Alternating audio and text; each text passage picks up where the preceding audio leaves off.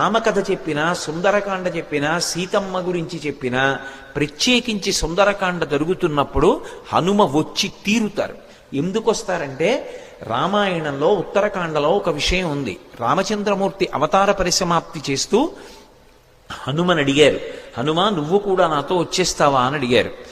అక్కర్లేదు, మీ నామము మీ కథ ఎంతకాలం ఉంటుందో అంతకాలము నేను ఈ భూమి మీద ఉంటానన్నారు. అంత శక్తివంతమైనటువంటి సుందరకాండ యొక్క ప్రారంభం ఎక్కడ అంటే, నిజానికి మొదటి శ్లోకం తతో రావణనీతాయా అయినా దానికన్నా నేపథ్యం కిష్కింధకాండ చివరిలో పడింది.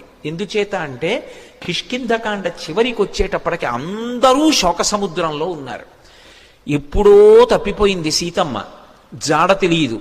రాముడు ఏడుస్తున్నాడు, లక్ష్మణుడు ఏడుస్తున్నాడు, భరతుడు అన్న కోసం ఏడుస్తున్నాడు, కౌసల్య సుమిత్ర కైకేయి బిడ్డల కోసం, రాముడి కోసం, కోడల కోసం, నందిగ్రామం వెళ్ళిపోయిన భరతుడి కోసం ఏడుస్తున్నారు. అసలు కోసల దేశ వాసులు ఎప్పుడు రాముడు వస్తాడని ఏడుస్తున్నారు.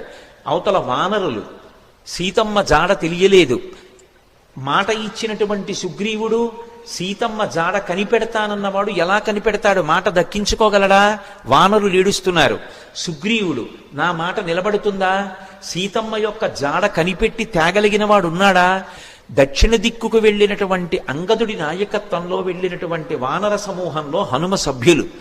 కానీ ఆ వెళ్ళినటువంటి బృందం ఒక పెద్ద బిలంలో చిక్కుపడిపోయింది. మన కుటుంబాలు ఏమైపోతాయో, మన జాడ తెలియక ఎలా ఏడుస్తారో అని తెలిసో తెలియకో రామకథ చెప్పుకుంటున్నారు. అకస్మాత్తుగా ఓ పెద్ద పక్షి అరిచింది.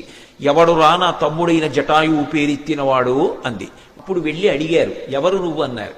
నేను జటాయువు యొక్క సోదరుడు సంపాతిని.